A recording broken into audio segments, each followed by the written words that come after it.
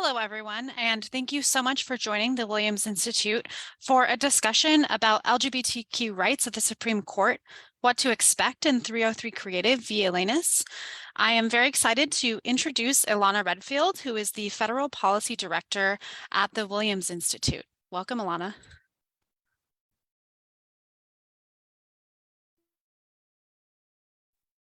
Thank you, Carly. So my name is Ilana Redfield. I use she and her pronouns, and I'm the Federal Policy Director, as Carly mentioned. And the Williams Institute is a research center on sexual orientation and gender identity law and policy. So we ensure that facts and not stereotypes are informing laws, policies, and judicial decisions through rigorous and independent research. We are really, really excited to talk today about the case 303 Creative versus Elenis. For those of you who are familiar with the evolving Supreme Court precedent around the intersections of the First Amendment and non-discrimination law, there have been a number of cases in recent years that really kind of feel out where these two things come together. And you may also know that many of those cases have happened in the state of Colorado. So this case is based on Colorado's anti-discrimination law, where we also heard a case a few years ago called Masterpiece Cake Shop. Today's group of speakers will speak a little bit to what the case is about, what the potential impacts are of the case, and how the oral arguments went, as well as what we might expect to come out of this decision. So let me introduce our panelists. First, we have Tarantola, who is a litigation associate at Paul Hastings. Tor has worked with the Williams Institute when we submitted an amicus brief in this case. Tor is a graduate of Yale Law School and the London School of Economics and has been an absolute joy to work with as an attorney, navigating some of these challenging issues. Hi, Tor. Also today, we have Dr. Ilan Meyer, who is the Distinguished Senior Scholar of Public Policy at the Williams Institute, and also a Professor Emeritus at Columbia University, where he has studied a sort of line of research called minority stress, which he'll talk about today, and which we talked about in our brief, minority stress relating to the stress or impact of discrimination on the experiences of LGBT people. And finally, for today's panel, we are joined by Professor Russell Robinson from UC Berkeley School of Law. Professor Robinson is the Walter Perry Johnson Professor of Law and also the Faculty Director for the Center of Race, Sexuality, and Culture. Professor Robinson has written extensively on issues including constitutional law, anti-discrimination law, race, sexuality, and gender. So welcome to our panel, and I look forward to our discussion today. The first question I want to actually give Tor a chance to talk a bit about the case. So Tor, can you tell us about what this case was about? Sure. So this is a case brought by a website designer in Colorado who wants to get into the business of making wedding websites for couples. But because of her religious beliefs, she wants to offer this service only to opposite-sex couples. So like you mentioned, Elana, this is sort of like the Masterpiece Cake Shop case we saw a few years ago. She brought a lawsuit challenging the Colorado Anti-Discrimination Act, which prohibits public accommodations, which are businesses that offer goods and services to the general public. And the law prevents them from discriminating against customers on the basis of their sexual orientation, among other characteristics like race, gender, religious belief. And so she argued that the Colorado law would compel her to make wedding websites for same-sex couples, which would violate the First Amendment's free speech clause, as well as the free exercise clause under the First Amendment, which guarantees her the right to freely practice her religion. So she lost in the lower courts, and the Supreme Court agreed to hear her case. But interestingly, they only granted certiorari on the free speech question. So the feature of the Supreme Court's review is that they can decide to hear a case limited to a specific issue. So she brought challenges, like I said, under free speech and free exercise. Here, the court decided to hear only the free speech question, not the religious liberty question, which I think is interesting, and I'm sure we'll talk about later. So just a quick word on the free speech issues. So Her argument is being made under the compelled speech doctrine, which is a doctrine that the Supreme Court has said where the free speech clause prevents the government from silencing you, it also prevents the government from forcing you to speak a certain message. Of course, there are obviously limits to this doctrine since the government compels speech all the time. It requires drug companies to disclose side effects. It can if you're called to testify in court, it can make you say your name on the record, that kind of thing. So the key question in this case is, when does a law impermissibly compel speech? And there, without going into the weeds of the tests that the courts have used, there are a few main factors that kind of dominate the analysis and that made up a lot of the oral argument last week. So one is, really important one is, what does the law or the regulation actually try to do, and who is it targeting? And is it targeting speech or speakers based on what they're saying or what viewpoint they're expressing? Another factor is, does it regulate something that is actually speech, or is it regulating conduct like a sale or some sort of behavior that you're carrying out in the marketplace where it might incidentally affect your speech, but the regulation itself isn't per se regulating your speech? And then another important factor, and I think one that goes to our brief and the Williams Institute's expertise, and what I think the Williams Institute and our amici have really added to the conversation, is how strong is the government's interest in the regulation that they're defending? And under the court's precedent, the more that a particular law targets content or viewpoints, the stronger the state's interest has to be in order to justify the regulation. And I think, we made a compelling case that the interest here is particularly strong because of the harm of discrimination to groups that are discriminated against. But the arguments here that were made by the parties. So the web designer has argued that providing a website to a same-sex couple is compelling speech, because the fact that you're providing a website to a same-sex couple changes the speech in some way, even if the website you would provide them is otherwise identical to the website you'd provide to an opposite-sex couple. Colorado and the United States weighed in Colorado's favor here too, have argued that their law regulates the conduct of selling a service, and that the product itself under Colorado's law can actually be identical. You can sell the identical website to one group, you can sell them to another customer. You can say a business can decide what the website says, it can decide what their product is. You just can't exclude certain people from being able to buy it because of their membership in a protected class. So in this case, you can't say you won't sell a website to a customer just because they're a same-sex couple, although you can say, you do have control over exactly what the website is going to say. And then, of course, they're also arguing that the state, even if that weren't the case, has a compelling interest, which the Supreme Court has said before in other contexts, that the ensuring equal access to goods and services is a compelling interest. So even if the law does target speech, it serves that interest and is constitutional for that reason. So,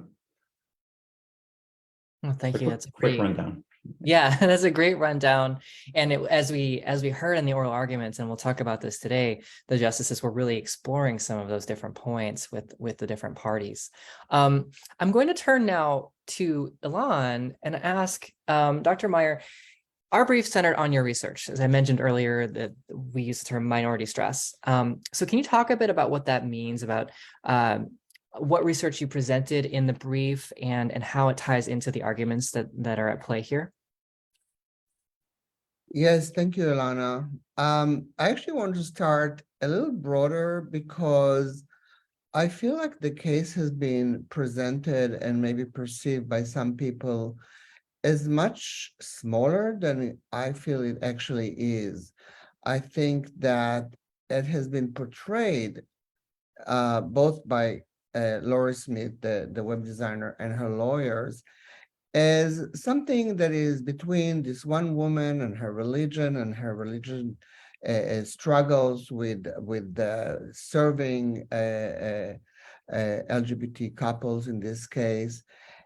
And in fact, what this case is seeking to do is, and in her own petition to the court, she asked not only to allow herself to not design the websites, but it's her business. And she even states that any employee that she will hire in the future will also be allowed to not serve same-sex couples. And also any contractor that they contract in the future will also be allowed to not serve same-sex couples. And by the way, they also mentioned transgender people in their comment, which hasn't been attracting the attention in the court because it's primarily about same-sex couples. But clearly, there is a strong feeling that she has about LGBT people, and what she's seeking is to excuse herself and her business and any other people who work for her, regardless of their religious beliefs, from serving LGBT couples. So she's basically asking to assert her beliefs on others, her employees and her contractors. Another thing that sometimes I've heard people say is, okay, so what's the big deal? It's a website designer. There's a million website designer. Why can't they just go to a different one? And the point here that I would like to mention is that what the court decision would do is not only allow Laurie Smith to not serve LGBT people in her business, but it will allow other businesses, and we don't know what the impact might be. How many web designers will decide that it's advantageous to them to say no serving LGBT people at all? How many other businesses might be included in that? Even if we're talking about artistic expression, which as the oral argument showed, there was some doubt how much artistic expression and point of view in a web designer who is basically expressing the views of the couple that they're representing. But where is the end of that? Where does it stop? Like, is the person who is designing the flower arrangements not an artistic expression? Is the person who is designing the invitation? Is the person whose room it is? So potentially this has very wide and serious implications that is not just a simple matter of, oh, you can just go to the next business next down the street. And seen in this slide, I think the ruling, if it will affirm the request to discriminate, is basically going to formally place LGBT people outside of the marketplace. It will require some kind of a segregated alternative marketplace. I've been thinking about the Green Book, which was a reference, a guide that was published in 1936 to help Black Americans to travel through the South so that they can find places that would serve them. I was thinking about how any person approaching a business would have to be subject to some kind of examination, because unless you immediately reveal that it's a same-sex couple, you might begin to engage in the services and then it'll be revealed, as was the case with the baker in Colorado. So there is a whole lot of wholesale rejection of LGBT people and really need for them to go around these obstacles and find solution, if this was allowed, that might be difficult. And that's where the minority stress part of the story begins, really. And that is that the implication of such an event or ruling would be that it'll have both what I call tangible and symbolic influences on LGBT people. The tangible ones are, as I was suggesting already, it is, I'm sure, difficult to plan a wedding. It is going to be doubly difficult for an LGBT couple when they have to navigate this field of trying to figure out which businesses are willing to serve them. At what point of the negotiations with a business will they be rejected, which or should they immediately come out and say, this is a gay wedding, are you accepting people for a gay wedding? So all of these are the kind of tangible difficulties added to the normal difficulties of planning a wedding. In addition to that, there's, of course, in my mind, the more significant, even symbolic implications, because this is communicating to people, to LGBT people, but to everybody, that same-sex weddings are to be rejected, devalued, that the state and our country supports this kind of discrimination because there's valid reasons to reject LGBT couples, and basically creating a second-class status for LGBT people. And I'm talking about same-sex weddings, but there's no reason to think that this type of exclusion or exception to the discrimination laws should end with weddings. There's no reason to think that it could not be a birthday party or a same-sex parents who want to have a party for their kid, or a million ways that this could have impact on the marketplace. And then in our brief, we show the many research projects that have been conducted on the experience of minority stress, which again includes both this kind of tangible difficulties that cause more work and more pain for LGBT people, as well as the symbolic difficulties, and how these type of experiences lead to more stress and more health problems that are related to stress. So reducing the health and well-being of LGBT people. So I'm looking forward to hear the rest of the panel and the, any kind of discussion we can have later. Thanks. Thank you. And I think that framing of tangible versus symbolic types of impacts is helpful to think about when we think about how this might apply even broader than the same-sex couples in the case. So I'll turn now to Professor Robinson. So I'm curious, so historically, I'm curious how the court has approached these intersections in the past between the First Amendment and equality, but also how you think this might impact on people of color, on women, on other civil rights constituencies navigating this case. Hi, everybody. Thanks for the question, Elana, and it's good to be on a panel with the other folks today.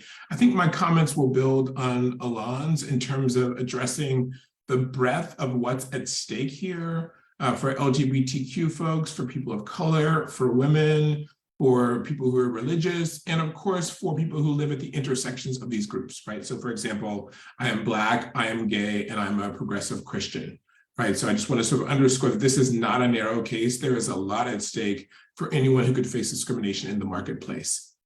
From the beginning of the Black civil rights movement, the court's practice typically was to affirm generally applicable anti-discrimination laws over claims of freedom to discriminate grounded in the First Amendment. One case in 1968, Newman versus Piggy Park Enterprises, involved a restaurant owner in South Carolina who argued that the Civil Rights Act was invalid because it, quote, contravenes the will of God and constitutes an interference with the free exercise of the defendant's religion. The court, in a footnote, characterized this defense as patently frivolous. So this sort of shows a theme that early on the court was dismissive of First Amendment defenses or sort of creating a right to discriminate based on the First Amendment.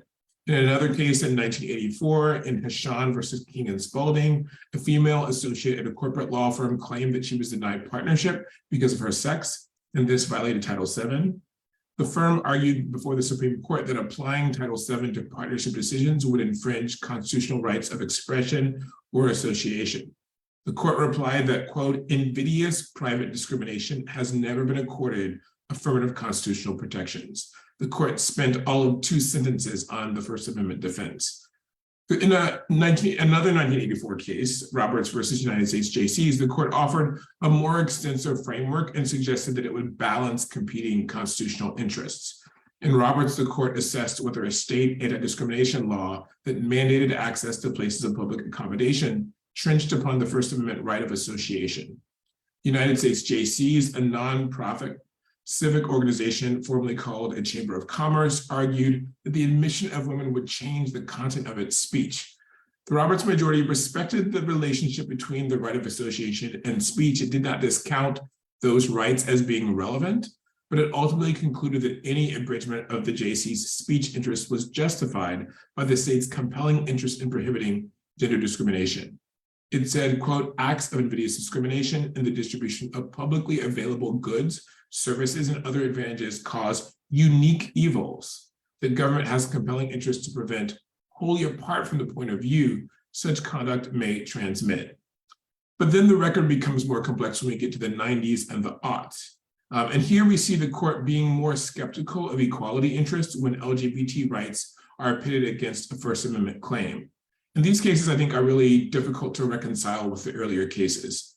Even as the court granted important victories to LGBTQ people in cases such as Roma versus Evans and Lawrence versus Texas, it was limiting states' ability to protect LGBTQ people in cases such as Boy Scouts versus Dale. In recent cases, including Masterpiece Cake Shop and Fulton versus Philadelphia, the court also gave short shrift to the interests of LGBTQ people. And I want to underscore an alarming trend where, in Masterpiece, Justice Kennedy is still on the court and at least speaks about the importance of protecting LGBTQ people through anti-discrimination laws. By the time that we get to Fulton, Justice Kennedy is gone, replaced by Kavanaugh, and you really don't even see LGBT people's interests seriously engaged in the opinion. It's really disturbing, especially because the Williams Institute wrote an excellent amicus brief that provided great evidence of the harms of discrimination at the state level. The court has never provided a coherent rationale for distinguishing LGBTQ equality from racial and gender equality. How could a state have a compelling interest in protecting people of color and women, but not LGBTQ people, especially after Bostock, which teaches that discrimination based on sexual orientation is a form of sex discrimination. But some justices, especially Justice Alito, have argued that race is different and that it is wrong to brand people who oppose same-sex marriage as bigots. At the 303 oral argument, Justices Sotomayor and Jackson forcefully pressed the attorneys to articulate a line that would grant 303 a right to discriminate, but not unleash discrimination against people of color, women, religious minorities, and people with disabilities. No attorney or justice offered a plausible rationale that would cabin a new right to discriminate. The truth is that LGBTQ rights do not stand alone. If the court rules for 303, it will likely introduce a shield to anti-discrimination laws that will broadly undermine the state's ability to protect vulnerable groups. It may curtail not only state anti-discrimination laws, but also destabilize historic federal civil rights laws, such as Title VII. So I'll stop there and look forward to the conversation. Wow, that is a pretty broad implication for the case, right? And in the justices, when they were trying to in the oral arguments, we know that they probably came in with a certain framework of how they're going to approach the case. As Tor mentioned, they each had like a way of seeing it, that even the way the question was accepted for certiorari was narrow. It was different than how Colorado framed it. So I'm curious, during the oral arguments, we heard what I thought was a very noteworthy battle of hypotheticals, that there were a number of hypotheticals that were put forward. And it seemed like the justices were sort of saying, is it more like this or is it more like that?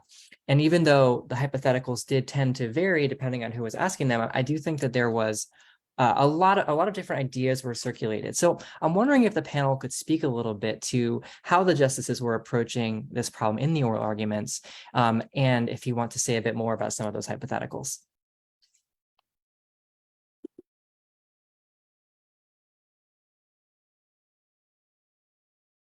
I guess I'll start just by saying that I found the blizzard of hypotheticals to be not super helpful. That sort of each justice had their own specific kind of bizarre case that they wanted the attorneys to address.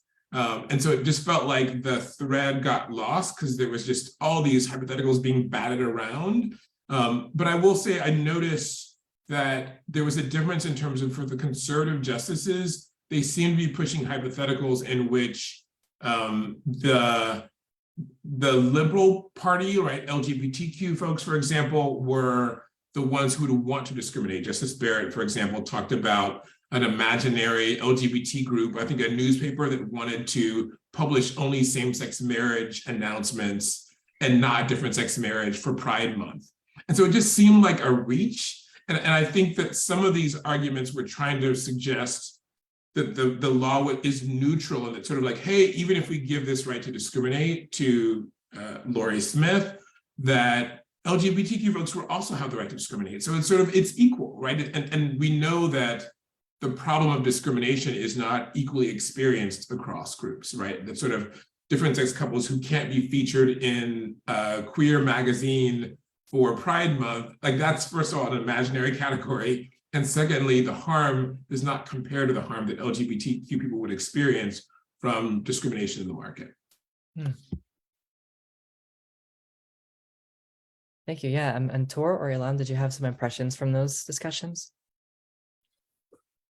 Well, I think it wasn't specific to the hypothetical, but there has been, I think, interestingly, as a social scientist, I'm the only social scientist on this panel, and talking to lawyers, I've always kind of been impressed by the difference that social sciences have when they look at stigma and discrimination and prejudice versus the law, and for good reasons. In the law, you can discriminate no matter who you are. In social science understanding, stigma and prejudice have a lot to do with power. So I've often been asked by, when I testified in cases similar or related to this issue, well, what about the Christians who are being discriminated against? And of course, I'm not for discrimination of any kind, but Christians in the United States are not a group that is subject to the kind of derision, the kind of disrespect, and the kind of lack of power that other religious groups might, and of course that race, ethnic, and LGBT groups people have. So when it comes to this hypothetical, I think they were trying to equate things that are not equal from the beginning. And that is when we begin to think about the social science or the social understanding of things and begin to think about power dynamics and who has the upper hand, then you see that, you know, whatever the really kind of incredible hypotheticals about, you know, wanting to photograph KKK children, those are not equal, because white people in the United States are not a group that is subject to the kind of stigma and prejudice historically and currently as Black people, you know, to use this example. So those hypotheticals, I think, have a very particular place in the law in case of course, we defend against discrimination on all sides, but really need to be looked at from a broader kind of social perspective as well. That is very interesting. And made me think of the framework from the Dobbs decision over the summer, and looking at that long history of invidious discrimination, and just how differently some of these issues are treated in the LGBT cases, as well as cases around race. Tor, did you want to weigh in a bit on the oral arguments? Yeah, I mean, I think related to that, I was kind of disappointed that the argument didn't really focus on that aspect of it, which is the actual effect on consumers and same-sex couples who are trying to access the marketplace in equal terms. And I think part of that was probably because, well, I think these arguments, I think they, you know, just in general tend to be kind of abstract and about, you know, broader principles. But I think also it didn't help that this is kind of a hypothetical case. There's no actual customer. The plaintiff here doesn't actually engage in this business. This is sort of it's a pre-enforcement challenge. And so there wasn't the same kind of human face on it that we had in Masterpiece Cake Shop, for example. But I mean, also just analytically, I think it's just a huge part of, if you think of it, just the legal part of it, without, you know, keeping actual people out of it.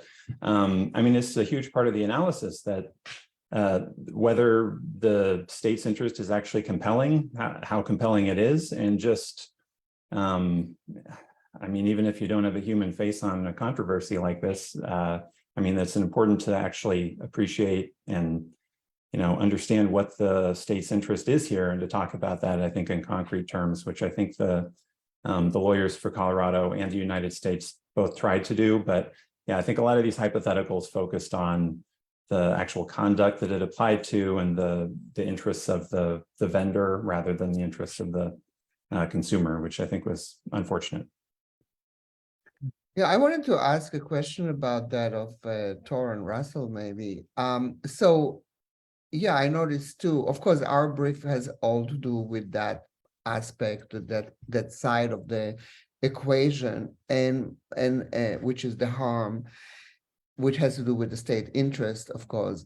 And my question is, even though this didn't come up in oral arguments, I assume they're going to have to tangle with it as they write their decision, because is that part of the equation? Is that something they have to actually consider? So this is my questions.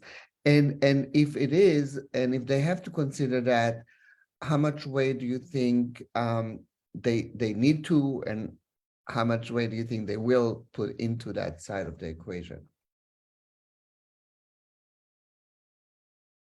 So I think the liberal justices won't let the conservative majority overlook the issues of harm. And I like the fact that Justice Sotomayor, Justice Jackson were really pressing the breadth of injuries in terms of the different groups, in terms of how this case, although it's focused on LGBTQ rights, will impact people of color. A lot of the hypotheticals involved Black people, for example. And so I think interracial couples also, right? So I think we will hear, if the court rules in favor of 303, I think we will see dissenting opinions that are very vehement about who's going to be harmed by this.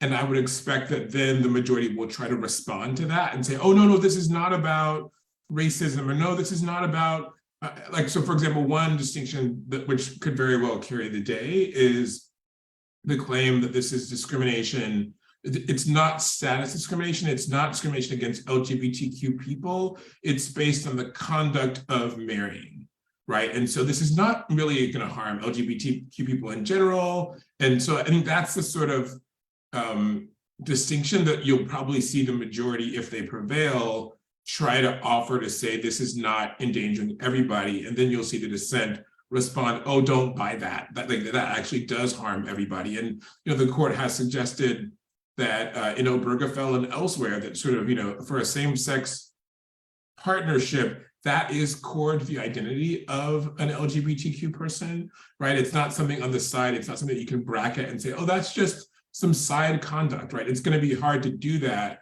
after cases that have indicated how central marriage is to lots of people, including LGBTQ people. On that point, I appreciate Justice Gorsuch said this is a case about the what, not the who, right? And that was a really interesting, it gives us an insight into what he's thinking or what they're thinking. Tor, were you gonna jump in on that? Yeah, I mean, just I think the United States actually had a really interesting answer to that, which is that, yeah, I mean, it involves both speech and identity, and they're kind of related in this way. But the court in Masterpiece said very clearly that in this case, identity is, like Professor Robinson said, identity is just wrapped up inextricably with the right to marry and the right to pursue that and to get what you need from the marketplace. And so it's really, I think it's a very difficult, especially in light of that, I think it's very difficult for the court to say that it's the what, not the who. I think that's a tough argument. Mm-hmm. And I will note now that if you have any questions for our panelists, as you can see, they are brilliant, wonderful, amazing people to talk to about this case. Please do put them into the Q&A or the chat, and we'll make sure that we have a chance at the end to speak to some questions. And I will take a little moderator's privilege and ask about one more thing related to this issue, which is there was a series of hypotheticals about sort of the perception that she would have been, that the web designer would have been endorsing same-sex marriage. This came from Justices Sotomayor, Brown Jackson, and Kagan.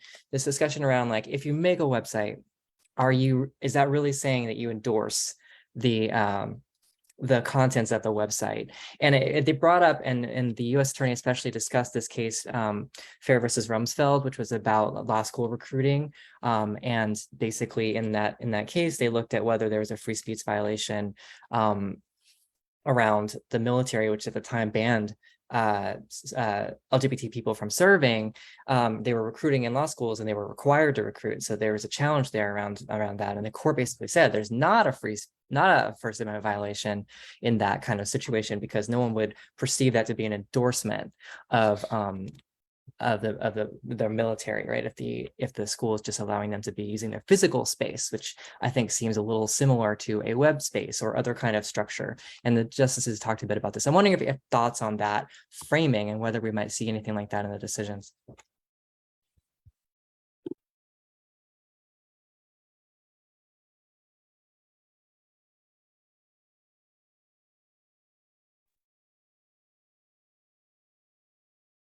Well, then I'll shift us towards our closing. And if you have some thoughts on that, please do bring them in. So this really does kind of bring us to what we think is going to happen in the case. And Tor and I had the chance to discuss a little more about, what are the off-ramps? What are the ways they might narrow the case? So I'm curious about that. I'm curious to hear from everyone on the panel what you think the final decision might look like. Also, what you think the next case is going to be right after 303 Creative. Let's start with Ilan. Well, first I wanted to say one more thing, which is that I think we're losing sight on the comparison with race and LGBT. So people are saying, well, this is a religious objection. And I think we're forgetting that a lot of the discrimination and really racism that has been expressed, including in the court, has been to some extent sanctioned by religious thinking. And so, especially the interrace marriages and the notion that that is somehow a religious viewpoint. So, sanctioned by religion. So I think like we tend to separate LGBT rights and in the religion exceptions as if this is really just a small, tiny area and it's really just about marriages, but not about LGBT. We love love the sinner and hate the sin, those kind of notions. And what I think is that this is just an opening. So if you think about next cases, to me, that is a very forbidding and scary landscape, because the same rationale has been applied in race, can be applied definitely to LGBT issues, a variety of LGBT issues, not just marriages. And I don't see why, if encouraged, other people will not claim the same rights. Like, why not medical care practitioners? Why not teachers and etc. So to me, this is kind of an opening for rationalizing discrimination. And again, going back to what I said earlier, this is why it upsets me that it has been depicted in a very narrow way, because I think we're missing the much grander implications of what this decision could bring. And by saying this, you can also tell that I'm not, I'm worried about what the decision might be. based on this court's recent decisions. Yeah, I share that concern, and I brought in the cases from the 1960s, for example, to sort of underscore the history of the court first confronting this tension between speech inequality in the context of the rights of Black people and the rights of women. And I do think that Justice Alito is very concerned about being perceived as ruling in such a way that unleashes discrimination against historically protected groups like Blacks and women. And so I do think that they're going to try to find some way, if 303 prevails, to try to cabin it. And again, there'll be this debate about, is there really a limiting principle here, or will that collapse? And I do think that we'll see, if there is a limiting principle, that conservative groups will press on that and try to expand it, and that it'll just be another case. One thing to note, though, is that the court has shown some hesitation in terms of ruling broadly to allow religious people to disobey generally applicable laws. We saw in cases like Fulton, and even in Masterpiece Cake Shop, some anxiety about overruling the key precedent Smith and announcing that if you are a person who's religious or you assert a religious burden, that alone gives you the right to disobey general law. It seems that there are at least a couple of conservative justices that are worried about the consequences of that are not willing to go along with Justice Alito's desire to overturn Smith and unleash some broad right. So I think there is some possibility that we might see in 303 a very narrow ruling that tries to kind of punt this issue down the road, because I don't know that the court is ready to unleash some broad right to discriminate. At least in the religion context, there's hesitance there. And one of the concerns also is that in the religious context, the court does not scrutinize in any meaningful way the claim that, oh, if I have to do X, it will burden my religious faith. Like, the court doesn't think that judges should be in the business of deciding what a certain religion requires or doesn't require. That means that this could be a sort of free-floating, ability to say, oh, well, God tells me I can disobey this, I can discriminate against that person or this person or not pay taxes. And so in the First Amendment context, with respect to speech, the court has been more objective in terms of deciding when there is a burden on speech or not. And so it may be that because the court is focusing here on the speech claim and not the religion claim, that it will be more willing to say, for example, when you design a website, this is the couple's speech. This is facilitating their wedding. This is not your speech. You are just operationalizing their vision, but we're not requiring you to endorse their wedding. I think that is a reasonable reading of what happens when you hire a company to create a website for the wedding. And some of the examples that were discussed by the liberal justices during the argument were sort of emphasizing, like, this is not ideological. It's just, here's where the reception is. Here's where the registry is. It's very functional, right? And so the idea that this is endorsing the union, that's different than, for example, saying, God bless this union, which was, again, one of the hypotheticals that was discussed at length during the oral argument.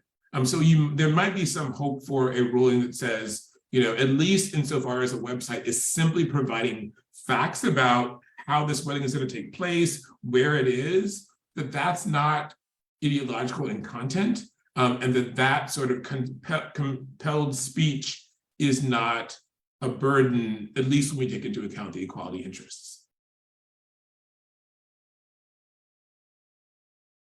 Thank you. And Tor? Yeah, I also heard a couple hints that a couple of the conservative justices might be looking for off-ramps. Yeah, one of them, like Professor Robinson was saying, I think could be to sort of analytically come to a narrow decision where you limit the principle based on a lot of very specific factors, like maybe they don't endorse, maybe they're not, is this kind of like a plug and play website, which came up in the argument. I think maybe one other possibility based on a couple of questions from the Chief Justice, who brought up Fulton versus City of Philadelphia, where the court there, in the opinion written by him, sort of interpreted the the city's non-discrimination law not to cover the litigant there, which was a Catholic Social Services, I think. It seemed like maybe he was ready to do something like that here, and interpret the state law at issue not to cover the plaintiff here, just to kind of avoid the question. It's a little more difficult because I think because the parties have written all these stipulations to say that she is covered by the law, and she does X, Y, and Z, and so I think it's possible that they maybe use the stipulations or kind of use the breadth of the facts or the absence of a real factual record to come to a limited holding on maybe just on the facts here, in which case you're probably going to have a lot of similar cases that actually have consumers, or that are actually, post-enforcement challenges that look very similar that'll probably percolate. And if it's a website designer now and they kind of think that fact is important, then it might be another baker, or kind of people in edge professions where it's kind of a close question that'll probably dominate a lot of the docket on this question. So yeah, I think it's difficult to predict, but it'll be interesting to see what they do. And it did seem like there was some hesitation to issue what I think everybody must realize would be a hugely broad and sweeping ruling, if the test that the plaintiffs want in this case is what the court decides to do, because it would just, I think it would throw a wrench into a lot of First Amendment jurisprudence that we've come to live with over the last many decades. I know there are a lot of interesting, go there's ahead, some Lon. interesting questions in the Q&A. Right. And I just want to say one thing, that first of all, I don't know, I wasn't feeling that this court is not willing to throw some big moves, but I hope you're right. I think that will be important. One thing that I would note is that they mentioned in the hearing, they called them the Carpenter and Volo brief, which is a brief where they try to make some distinction among different providers or different services as to where speech is more versus less or not at all involved. And they came on the side of this web designer, where they weren't on the side of cake maker.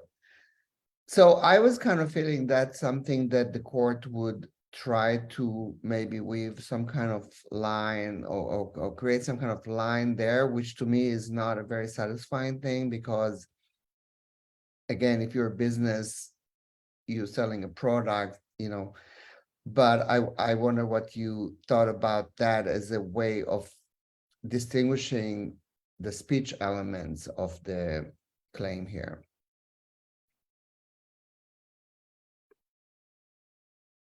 Do either of you want to answer Ilan's question, or should we? I'm going to put out a couple other questions and then we can answer any of them. So we have had a lot of them from the audience, and one of them, there's two that I think would pair well with Ilan's question about sort of potential ways to limit. One is about whether the impact of this case could implicate healthcare services, whether healthcare providers might be able to refuse care. And the other question from the chat that sort of relates, I think, is around the choice to use freedom of speech versus free exercise framing, or the relative merits of or impacts of the different kinds of framing, which I know Professor Robinson spoke to a little bit. So I guess three questions on the table for the panel now are: one, what do we think about the idea that there could be some kind of limiting principle based on the type of activity that's regulated, as was laid out by Justice Kavanaugh, I believe, in the Volokh brief? Two, do you think this could impact on healthcare services? And three, what do we think about the relative differences in strengths between religion-based claims and free speech claims? I'll speak to the attempt to create some line between expressive industries and non-expressive industries. I just don't think that line will be very plausible. And I think back to, it seemed that the justices, several justices suggested that restaurants are not creative, and that's different than web design.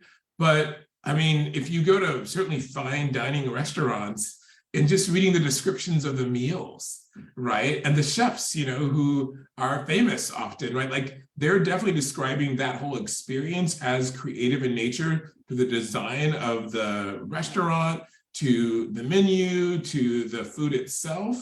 And so I don't see how the court says that's not expressive, but somehow web design is. It feels like if you really, acknowledge the expressive elements of businesses, then this would be a very broad exception to public accommodation laws, to laws that protect people from discrimination, because there is a lot of expression involved in business. And so again, I go back to what Ilan started with, which is that this is not a narrow case. This is not something small. Web design, I don't think, can be sort of cabined off as separate from many industries that have some expressive content in them. The better distinction that the court has said in earlier cases, and that should hold here, is when the law is not targeting expression, that incidental burdens on expression are permissible. And so sort of instead of saying, oh, it's not expression, the point is when the law is trying to create equality by giving access to the market for goods and services, and in that process incidentally burdens expression, the law is valid. But I worry about this attempt to try to, figure out what's expressive and not, and what the standard would be for deeming certain things not to be expressive.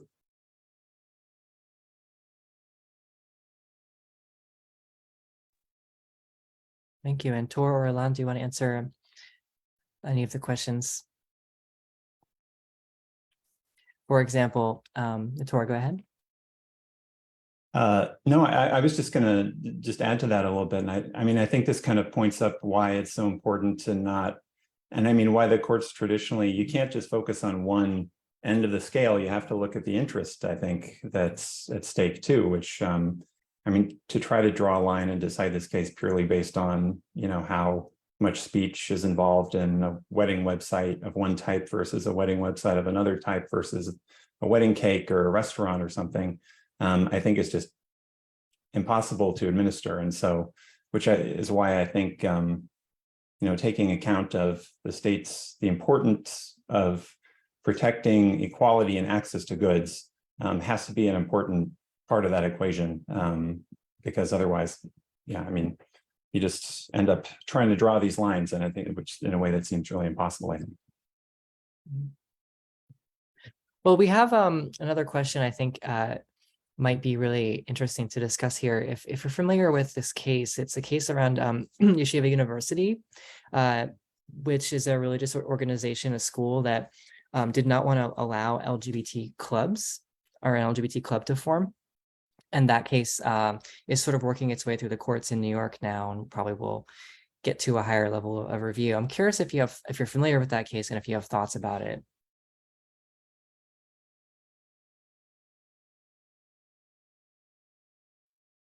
I was interested in this, and I don't know if the lawyers have an answer, but I thought we already resolved all these club issues. This seems to be something we did like, 10, 15 years ago, and there were all these cases that I thought resolved. Schools have to provide clubs to everybody equally and so forth. And I know Yeshiva decided to eliminate all clubs now.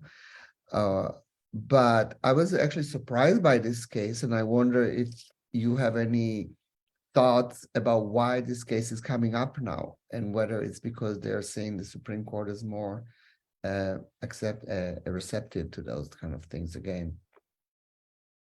I do think we're in a new era. That I think you're right. A lot of things that we thought were settled are now up for grabs. I mean, Dobbs obviously is the perfect example of that. And the theme that we see across these different areas, like abortion and religion, is Justice Kennedy, and before him, Justice O'Connor. They were these centrist swing votes that would try to come up with compromises and balance interests. And it seems that those sort of centrist voices are gone now, that, their replacements Alito and Kavanaugh are not inclined to balance.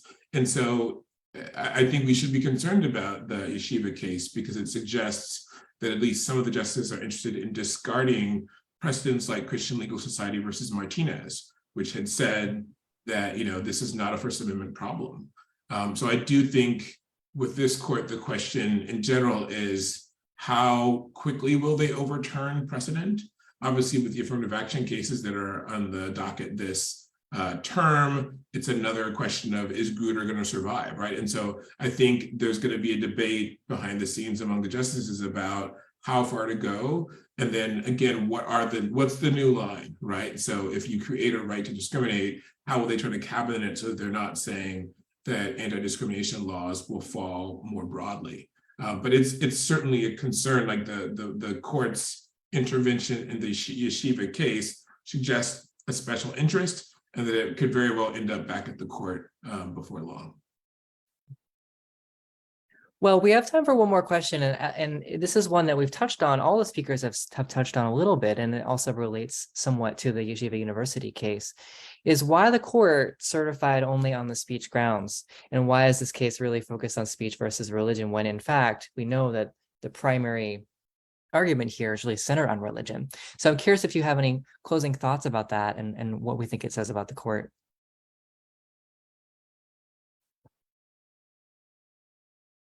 I don't know. I'm not sure. I think it's always tricky to figure out, what's going on behind the scenes. But I worry that the speech framing could be more attractive to some justices because I think the court has succeeded in framing its First Amendment jurisprudence as neutral to identity, neutral to ideas, as central to democracy. And so I wonder if, there's sort of more danger for LGBTQ folks because this conflict is focusing on speech. And again, seeing certain justices offer hypotheticals where it's LGBTQ groups that want to discriminate and want, again, a Pride Month celebration where it's only same-sex marriages, like that suggests we might see a framing that suggests that this is ideologically neutral, and this is just about free expression overall. And so I certainly am not less concerned about the speech framing. And I think these are sort of two fronts that LGBTQ folks will have to fight on: religion and speech expression association going forward. Thank you. Okay, so in our last 2 minutes, any closing thoughts you want to share? Well, I have a question that betrays a thought, which is, do you think that LGBT groups, the LGBT rights advocates are going to turn to the court, or are we at a pause, long-term pause, in terms of this court being able to offer relief to LGBT rights issues? As we did with Kennedy on the court, I think there was a belief that we can go to the court and maybe get a fair hearing. Do you think that no matter what happens with this decision, what do you think is the future of LGBT rights in the court? I mean, I think cases like Fulton suggest that we should try to avoid the Supreme Court because it's not taking injuries to LGBTQ people seriously.